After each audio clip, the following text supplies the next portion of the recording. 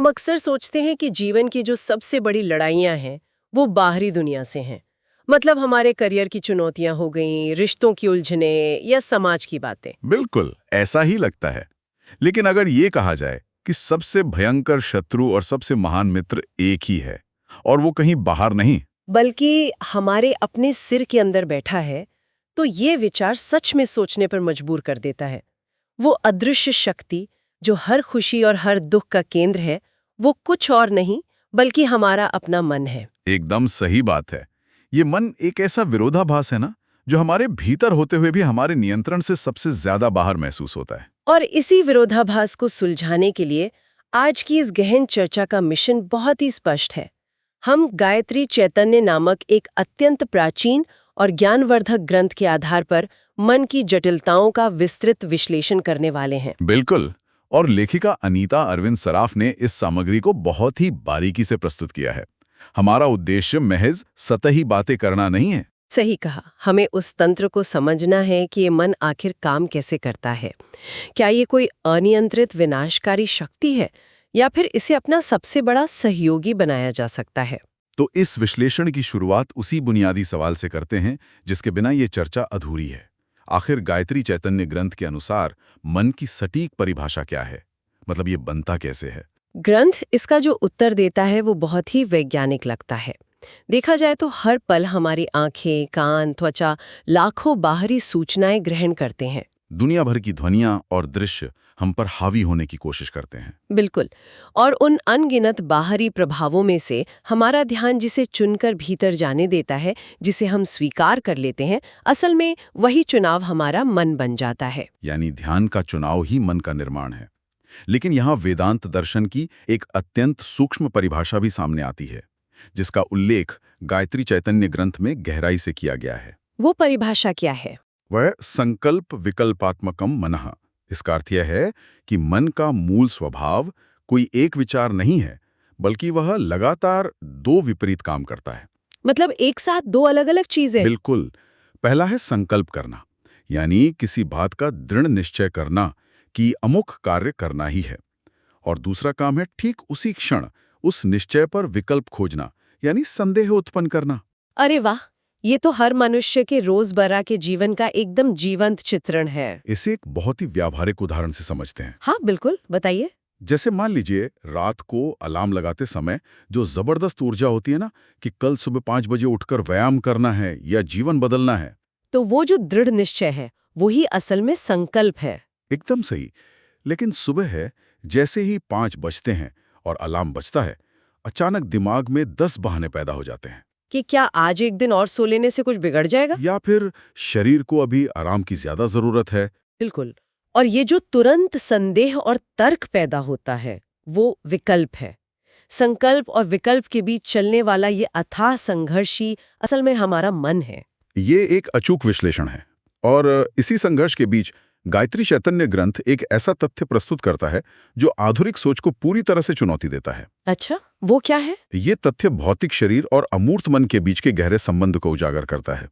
ग्रंथ का स्पष्ट तर्क है कि हम जो भी अन्न या भोजन ग्रहण करते हैं, उसका सबसे सूक्ष्म अंश, जिसे सूक्ष्मांश कहा गया है। जी बिल्कुल, वही सूक्ष्मांश जाकर हमारे मन का निर्माण करता है। लेकिन यहाँ एक बहुत स्वाभाविक सा सवाल उठता है।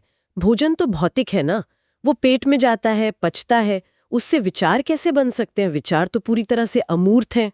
यही तो इस ग्रंथ का सबसे दिलचस्प पहलू है। आयुर्वेद और वेदांत के अनुसार अन्न का जो सबसे भारी भाग है वो मल बन जाता है, जो मध्यम भाग है वह रक्त और मांस बनता है। तो फिर विचारों का क्या? भोजन की जो अंतर्निहित ऊर्जा है, जो उसका सबसे सूक्ष्मांश है, वो सीधे हमारी चेतना और विचारों को पोषित करता है। अरे अब समझी। इसीलिए कहा गया है कि दूषित, अशुद्ध या क्रूरता से प्राप्त किया गया भोजन शरीर को अंदर से बीमार करने वाले विचार पैदा करता है, जबकि शुद्ध और सात्विक भोजन से उत्पन्न ऊर्जा मन में स्पष्टता, शांति और संपूर्ण स्वास्थ्य लाती है। बिल्कुल। जैसा अन्न वैसा मन, ये कोई मुहावरा नहीं है, बल्कि एक पूरी वैज्ञानिक प्रक्रिया है। तो अगर ये मन हमारे भोजन के सूक्ष्मांश से बन रहा है और लगातार संकल्प और विकल्प के बीच झूल रहा है, तो एक बहुत बड़ा खतरा भी सामने आता है। वो खतरा क्या है? जब ये मन पूरी तरह से नियंत्रण खो बैठता है तो क्या होता है? गायत्री चैतन्य ग्रंथ में इसके लिए एक बहुत ही भयानक रूपक का प्रयोग किया गया है। एकदम सही याद दिलाया। ग्रंथ में अनियंत्रित मन की तुलना एक मरकट यानी बंदर से की गई है और इस मन रूपी बंदर की 4 अवस्थाएं बताई गई हैं। जो एक के बाद एक विनाश के चरम तक ले जाती हैं, है ना? बिल्कुल। पहली अवस्था है स्वभाव से चंचल बंदर। ये मन की मूल अवस्था है। जैसे एक बंदर कभी एक डाली पर टिक कर नहीं बैठ सकता। उसी तरह सामान्य अवस्था में भी मन एक विचार से दूसरे विचार पर लगातार कूदता रहता है। सही कहा। और दूसरी अवस्था में स्थिति और भयानक हो जाती है। कल्पना कीजिए कि उस पहले से ही चंचल बंदर को शराब पिला दी गई हो। बाप रे, शराबी बंदर! हाँ, ग्रंथ के अनुसार जब इस मन रूपी बंदर को इच्छाओं और कामनाओं रूपी शराब पिला दी जाती है तो उसकी चंचलता 100 गुना बढ़ जाती है। मतलब वो अब केवल कूद नहीं रहा है, वो बेकाबू हो चुका है। बिल्कुल, उसकी प्यास कभी नहीं बुझती। आज की डिजिटल दुनिया को देखते हुए ये शराब पिए हुए बंदर की अवस्था एकदम सटीक बैठती है। वो कैसे? मोबाइल फोन पर लगातार आने वाले नोटिफिकेशंस ले लीजिए, या इन्फिनिट स्क्रॉलिंग जहाँ एक के बाद एक वीडियो आते रहते हैं। ये सब बिल्कुल उस शराब के बूंदों की तरह ही तो है। एकदम सही तुलना है। हर नोटिफिकेशन एक नई इच्छा पैदा करता है, डोपामाइन बढ़ाता है और ध्यान को इतना बांट देता है कि वो चंचल बंदर पूरी तरह से शराबी होकर नियंत्रण खो बैठता है। ये आज के समय का एकदम नग्न सत्य है। लेकिन पतन की कहानी यही समाप्त नहीं होती। तीसरी अवस्था है बिच्छू का डंक। बिच्छू का डंक। इसका मतलब है कि अब केवल नशा या चंचलता नहीं है, बल्कि अब एक असहनीय पीड़ा भी जुड़ गई है। ये डंक किस भावना का प्रतीक है? ग्रंथ कहता है कि ये बिच्छू का डंक ईर्ष्या या जलन का प्रतीक है। जब मन में किसी और की सफलता को देखकर ईर्ष्या प्रवेश करती है तो वो केवल चंचल नहीं रहता, वो गहरी पीड़ा और तड़प से भर जाता है। बिल्कुल, वो बंदर अब केवल उछल नहीं रहा, वो तड़प कर चीख रहा है। ईर्ष्या इंसान को सचमुच अंदर से जलाती है। लेकिन अगर बंदर नशे में है और उसे बिच्छू ने डंक मार दिया है तो इससे बदतर क्या ही हो सकता है? चौथी और सबसे विनाशकारी अवस्था अभी बाकी है। वो है भूत प्रेत का साया। भूत प्रेत? ये कैसा साया है? उस ईर्ष्या से डंके हुए शराबी और चंचल बंदर पर जब अहंकार रूपी भूत सवार हो जाता है तब तबाही सुनिश्चित है। अहंकार यानी ये विचार कि मैं ही श्रेष्ठ हूँ या मुझसे बेहतर कोई नहीं। एकदम सही। जब ये अहंकार उस विक्षिप्त मन पर हावी होता है तब वो व्यक्ति केवल अपना ही नहीं बल्कि अपने आसपास के सभी लोगों का विनाश करने लगता है। यही वो अवस्था है जहां मन एक दानव का रूप ले लेता है। चंचलता, फिर कामनाओं की शराब, फिर ईर्ष्या का डंक और अंत में अहंकार का भूत। ये रूपक वास्तव में रोंगटे खड़े कर देने वाला है। बिल्कुल, ये मन का सबसे अंधकारमय रूप है। लेकिन यहाँ एक बहुत बड़ा विरोधाभास भी खड़ा होता है। अगर मन का स्वभाव इतना ही विनाशकारी है तो फिर इस दुनिया में महान आविष्कार कैसे हुए, अंतरिक्ष तक इंसान कैसे पहुंचा और कालजयी साहित्य कैसे रचे गए, है ना? हाँ, इसका सीधा सा अर्थ है कि मन का एक रचनात्मक पहलू भी है जो इस बंदर वाले रूप के बिल्कुल विपरीत काम करता है। यह एक बहुत ही तार्किक बिंदु है और यहीं पर गायत्री चैतन्य ग्रंथ मन की उन रचनात्मक शक्तियों की गहराई में उतरता है जो मनुष्य को महान बनाती हैं। तो यहाँ सबसे पहले क्या समझना जरूरी है? यहाँ मन और मनोवृत्ति के बीच का तंत्र समझना आवश्यक है। ग्रंथ समझाता है कि मन का अपना कोई स्थायी आकार या रूप नहीं होता, वह बिल्कुल पानी की तरह तरल है। मतलब पानी को जिस आकार के बर्तन में डाला जाए वो वही आकार ले लेता है? एकदम सही। मन भी लगातार बहता रहता है। तो अगर किसी व्यक्ति का ध्यान एक लाल गुलाब पर केंद्रित है तो क्या इसका मतलब ये है कि उस क्षण के लिए उसका मन ही वो लाल गुलाब बन गया है? 100% ऐसा ही है। मन जब किसी बाहरी वस्तु को ग्रहण करता है तो वह उसी का आकार ले लेता है। मन के इस रूप बदलने की प्रक्रिया को ही वृत्ति या मनोवृत्ति कहा जाता है। और जब ये ध्यान बहुत गहरा हो जाता है, जब हम उस गुलाब की पंखुड़ियों, रंग और सुगंध में पूरी तरह डूब जाते हैं तो इस गहरी एकाग्रता को हमारी भाषा में मनन कहा जाता है। मनन केवल सोचना नहीं है बल्कि उस विषय के साथ एक हो जाना है। और शायद इसी मनन की अवस्था से ही रचनात्मकता का जन्म होता होगा। सत्य का इसी बहते हुए तरल मन में 2 महान और सृजनात्मक शक्तियां निवास करती हैं। पहली है कल्पना शक्ति। ये तो बहुत शक्तिशाली है। बिल्कुल, यह वह शक्ति है जो सीमाओं से परे देखने की क्षमता देती है। उस शराबी बंदर की बेतरतीब इच्छाओं से अलग कल्पना शक्ति एक दिशा में काम करती है। और इसी के प्रखर होने के कारण ही दुनिया में महान कवि, वैज्ञानिक और चित्रकार जन्म लेते हैं। जो भौतिक रूप में मौजूद नहीं है, उसे मन की आंखों से स्पष्ट देख लेना ही कल्पना शक्ति का असली कमाल है। तो दूसरी रचनात्मक शक्ति क्या है जो मनुष्य को पशुओं से अलग करती है? दूसरी और सबसे प्रबल शक्ति है इच्छा शक्ति। गायत्री चैतन्य ग्रंथ इसे बहुत उच्च स्थान देता है। जी, ग्रंथ इसे इतनी महान शक्ति क्यों मानता है? क्योंकि दृढ़ इच्छा शक्ति के माध्यम से मनुष्य केवल भौतिक बाधाओं को ही पार नहीं करता, बल्कि इसी शक्ति के उच्चतम स्तर पर पहुंचकर वो आध्यात्मिक सत्य और स्वयं परमात्मा का भी अनुभव कर सकता है। अरे वाह, ये तो कल्पना से परे है। मन की पहुंच अनंत है। ये क्षमता विशेष रूप से मनुष्यों में ही है, क्योंकि अन्य प्राणियों की तुलना में मनुष्यों के शरीर में प्राण शक्ति सबसे अधिक मात्रा में मन के केंद्र में जमा होती है। तो प्राण शक्ति के इसी जमाव के कारण मनुष्यों को उच्च विचार और असाधारण बुद्धि मिलती है। एकदम सही।